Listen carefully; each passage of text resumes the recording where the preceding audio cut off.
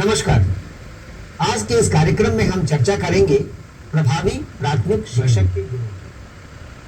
प्राथमिक स्तर पर कौन शिक्षक प्रभावी माना जाता है और उसके कौन से गुण होने चाहिए और ये क्षमताएं या गुण वो कैसे विकसित कर सकते हैं और विद्यालय में विद्यार्थियों के साथ मिलकर के अपना भी विकास कैसे कर सकते हैं। शिक्षा का उद्देश्य क्या है?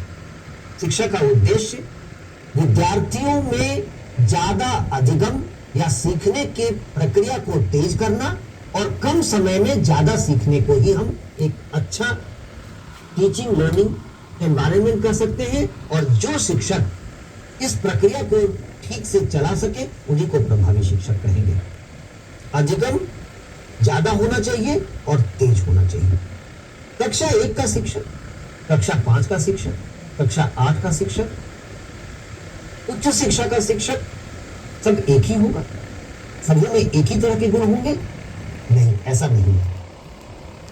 कक्षा 1 के विद्यार्थी को पढ़ाने के लिए जो गुण होने चाहिए शायद वो उच्च शिक्षा में 18 साल के बच्चे को पढ़ाने के लिए नहीं होने की आवश्यकता है।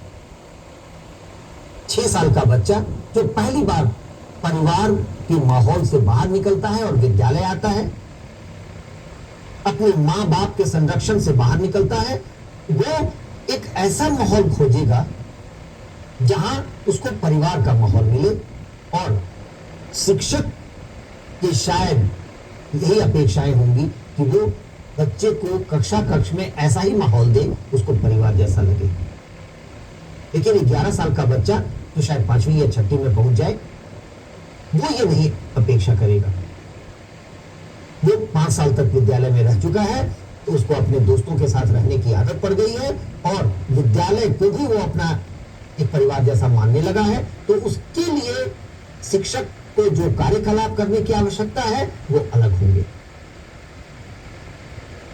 तो कक्षा 1 के शिक्षक, कक्षा 5 के शिक्षक, कक्षा 8 के शिक्षक के गुण अलग होने होंगे और जो इन गुणों को समझ करके शिक्षण करेगा वही एक प्रभावी शिक्षक होगा। और हम इसी पर चर्चा आज करेंगे। जैसे कक्षा 1 और कक्षा 5 में अंतर है, वैसे ही हर दिन का एक कक्ष, हर दिन का बच्चा अलग बच्चा है। हर दिन एक नया दिन है। आपने किसी बच्चे को महीने भर भी पढ़ाया है तो ऐसा मत मान के चलिए कि आज उसके साथ वही कर सकते हैं या वही उसी रफ्तार से आप पढ़ा सकते हैं वो समझे और वो समझेगा जैसा दूसरे दिन होता है। क्योंकि हर दिन बच्चा एक नए परिवेश से निकल के आता है और शायद वो आज के परिवेश के लिए तैयार हो या ना हो। जैसे पिछली रात को अगर बच्चा देर तक जगा है, उसकी नींद पूरी नहीं हुई है, उसके घर में कोई कार्यक्रम था या कहीं यात्रा में गया था या कोई सिनेमा देख रहा था, तो बच्चा थका होगा और उसको नींद आती होगी। लेकिन आपकी अपेक्षाएं चूंकि उसको आपने महीने भर से देखा है अलग होंगी। तो आपको यह समझने की आवश्यकता है कि हर दिन हर बच्चा एक नया बच्चा होता है। अधिगम की प्रक्रिया शुरू करने के पहले एक बार परिचय होना चाहिए हर दिन का, ताकि आप समझ सकें आज कौन सा बच्चा कितना उत्सुक है, कितना एनर्जेटिक है, ताकि आप उसी प्रकार अपने कक्ष के कार्यकलापों को व्यवस्थित कर सकें। आप एक शिक्षण प्रक्रिया सोचते हैं और उस तरीके से